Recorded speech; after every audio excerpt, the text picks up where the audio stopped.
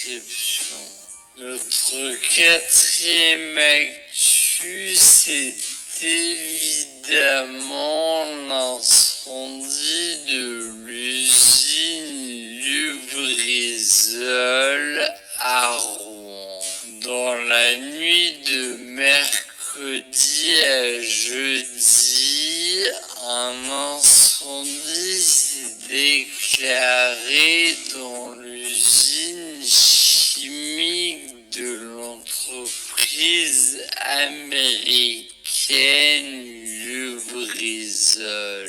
D'après la direction de l'usine, le feu a pris dans un dépôt de produits conditionnés de type additif pour lubrifiant industriel. 240 pompiers et 50 véhicules ont été mobilisés pour maîtriser le feu. Ils ont fini par y arriver au bout de 8 heures, puis à l'éteindre définitivement vendredi matin. Le problème, c'est que l'incendie a provoqué d'énormes fumées qui sont retombées ensuite sur toute la zone nord-est de la ville. Ces pluies noires ont évidemment suscité de nombreuses inquiétudes. En fait, cette usine de Rouen fabrique et commercialise des additifs pour des huiles, des carburants et des peintures industrielles.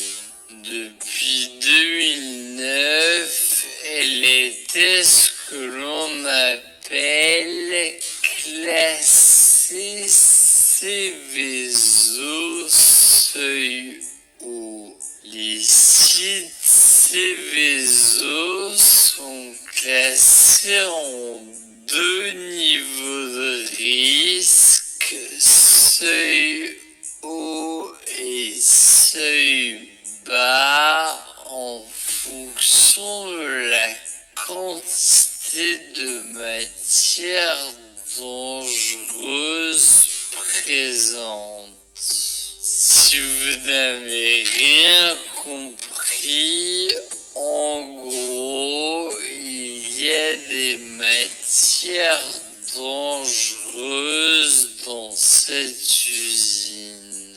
En 2013, déjà, un gaz toxique, le mercaptan, s'en était échappé et avait été ressenti à plusieurs centaines de kilomètres à la ronde jusqu'à Paris et même en Angleterre. L'usine est située sur la rive de la Seine et en plein milieu d'une zone très peuplée, puisque en tout c'est 490 000 personnes qui habitent la métropole Rouen-Normandie. D'ailleurs, 12 communes en plus de la rive droite de Rouen, ont dû confiner leur maison de retraite et fermer leurs établissements scolaires et leurs crèches par précaution. En tout, 186 écoles, 28 collèges et 20 lycées ont été fermés. Au-delà de ça, les agriculteurs ont reçu l'ordre de ne rien récolter, de rentrer les animaux et de ne pas les nourrir avec des aliments souillés. Aussi, les riverains ne doivent pas consommer les produits de leur jardin s'ils ne sont pas lavés ou épluchés. Vous l'avez sûrement vu sur les réseaux sociaux, des habitants de la zone ont témoigné d'irritation, de maux de tête ou encore de vomissements. Le préfet s'est pourtant montré rassurant. Il a affirmé, je cite, qu'au niveau médical,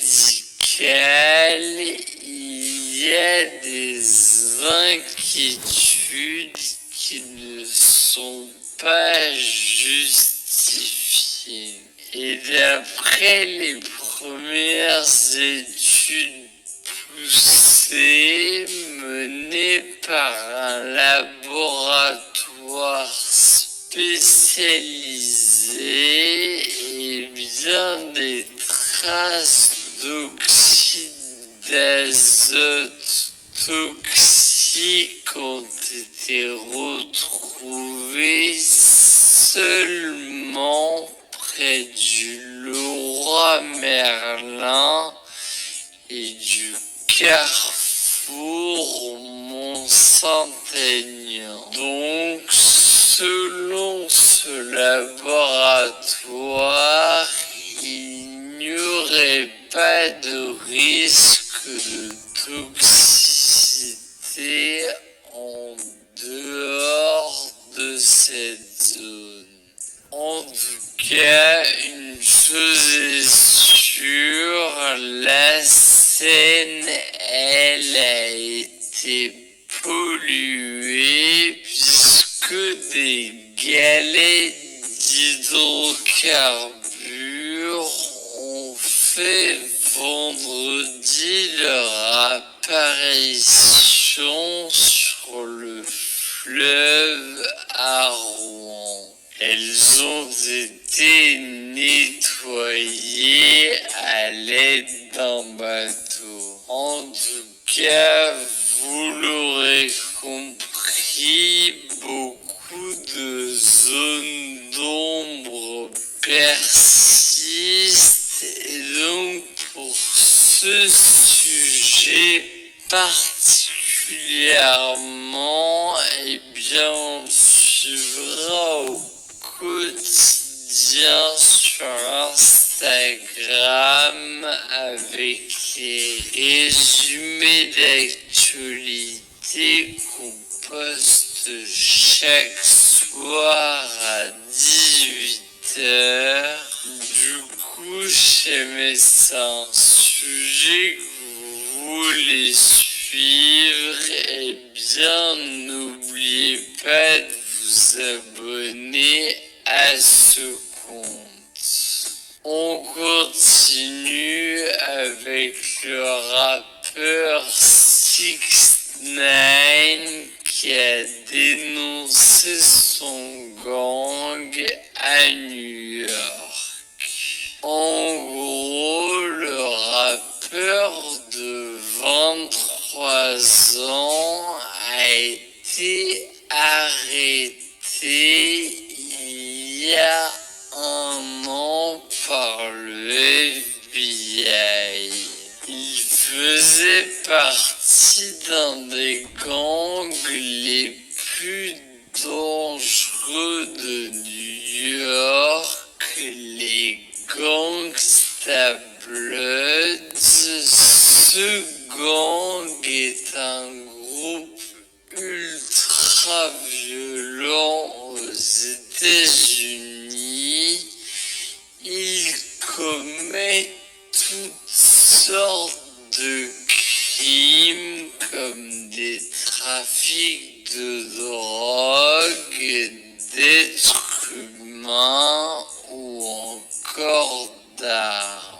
En juillet 2018, il s'était fait kidnapper et passer à tabac par une personne qu'il décrit comme un ancien membre de son gang.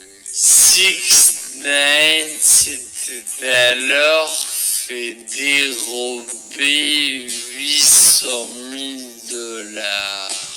6ix9ine, Daniel Hernandez de son vrai nom, est accusé notamment de préméditation de meurtre et trafic de drogue. Il risque la prison à perpétuité et plaide coupable. Pour tenter d'alléger sa peine, il a donc décidé de coopérer en dénonçant des membres du gang. Il a notamment affirmé que Cardi B avait été membre des Gangsta Bloods et que le rappeur Trippie Redd avait aussi fait partie d'un autre gang.